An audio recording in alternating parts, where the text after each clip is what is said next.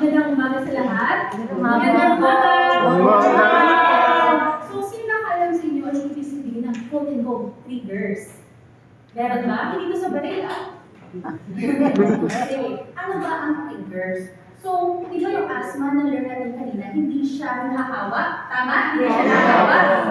So, sa atin talaga siya. At saka, yung trigger, yun yung nag-push o umuudyok para umatake. Diba? Pag umatake yung asthma natin, ano ba nangyayari?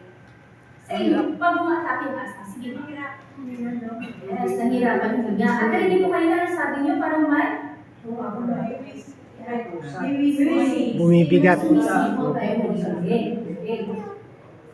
So kapag may hika tayo, nani-trigger ito, trigger, di ba? So ano nangyayari? Like kanina, na-discuss na natin kanina, is nag-inflame or namamaga yung balugyan ng hangin. Pag namaga ito, hindi masyado mag-flow yung hangin. Kaya, nanihirapan tayo huminga, may mga tumutulog na pagsipol, gano'n.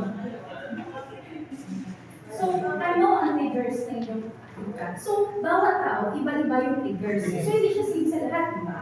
So, sige, gusto ko sa likod naman kasi very active yung sa harap. Sa likod naman, sige. Sino yung alam nyo kung ano yung triggers na hika? Sa hamo. Sige, sino po? Pwede mong tumayo, ma'am? Tumayo ka na. Sige, sa hamo. Sa hamo. Parang sa changes of weather. Sa pag-iba ng panahon. Hamo. Ano to? Ano pa sa seafood? Seafood. Seafood. Wow. Pollen. Sa'yo, sir, pollen. Ako smoke. So, Mga inihaw, buhin. sa usok talaga. Okay. Sa mga perfume at saka yung mga doon. Sa mga strong scents at saka sa balahibo ng mga pag-aalala. Yes. Isa na yan. Sige. So, eto, di ba? Ito ang mga sinasabi niyo. So, mga triggers natin sa iba, sa pagkain, iba sa house dust mite. Alam niyo ba kung anong house dust mite? Wow! Sige sir, anong house dust mite? Ano po yun yung maliit na insect na nag-ano sa mga kama, sa mga... Parang amag, no? Parang ano? Sorry. Yung house dust mite, parang siya mga tutok sa ano.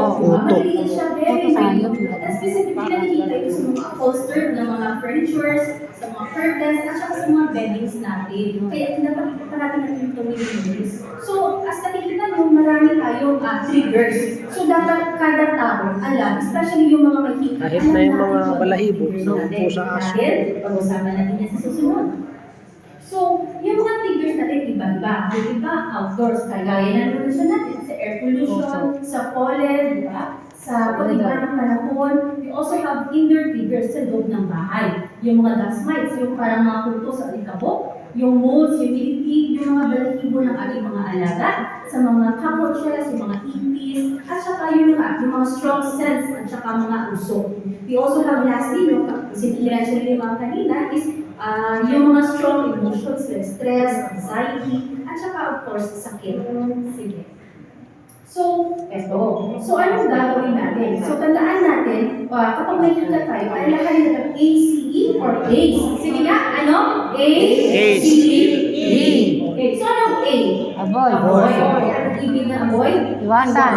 Dapat iwasan natin yung mga triggers. Yung pangalawa, cover. Ay, ano na siya natin? Ilong. Bibig. Yes, ilong at bunga. Kasi ayaw natin ma-inflame ito or ano ba yung triggers natin. At lastly, pag hindi affected ang avoid, cover, anong kailangan talaga? Yes, eliminate. Tanggalin. Alisin talaga natin ito. So, for outdoor triggers, like na-mention natin kanina, is yung mga air pollutions, mga irritants, mga pollens, at saka pag-iba ng panahon. So, ang gagawin natin is avoid going out. Pero, bakit ito talaga natin lumabas? Like right now, we're lumabas tayo. Ano pinaka-best na gawin natin? Usually kasi very dusty talaga tuwing sa hapon. So, the best is kung may gagawin tayo, we do it in the morning. Mas better in the morning. Pero at the same time, mag-cover tayo if ever. Yung gardening, sino mahilig mag-garden dito? Pero, trigger niyo ba yung gardening, yung mga pollen? Yes. So, yun. So, either of avoid, eliminate, or cover tayo. Pero hindi talaga enough yung cover, I'm so sorry. Kailangan natin i-avoid. So, cover our mouth. And then, may nagsismoke ba dito? Wala. May nagsismoke dito? Very good. Tatlong palakpak. Very good. Wala. Very good. That's very good. And then lastly, avoid natin mag-burn ng basura natin because nag-trigger yung asthma natin. So, for inner trigger, sa loob ng bahay. So, kahit nasa bahay lang tayo, pwede tayo mag-trigger ng asthma. So, dust mites, yung maliit na kutoy, pero usapan natin kanina. Molds, yung balahibo ng ating mga hayop, pests, mga cockroaches, saka mga strong odors, yung mga very strong na perfume, yung mga sprays natin para sa mga pests, and then mga disinfectants. So, anong gagawin natin? So, avoid clutter. Dapat yung bahay natin parati natin linisin, arrange natin, kasi doon yung at saka garbage accumulation, yung mga indoor pets natin kailangan natin at parati natin paliguan or I'm so sorry, kung hindi talaga, allergic talaga tayo sa ating mga hayop, baka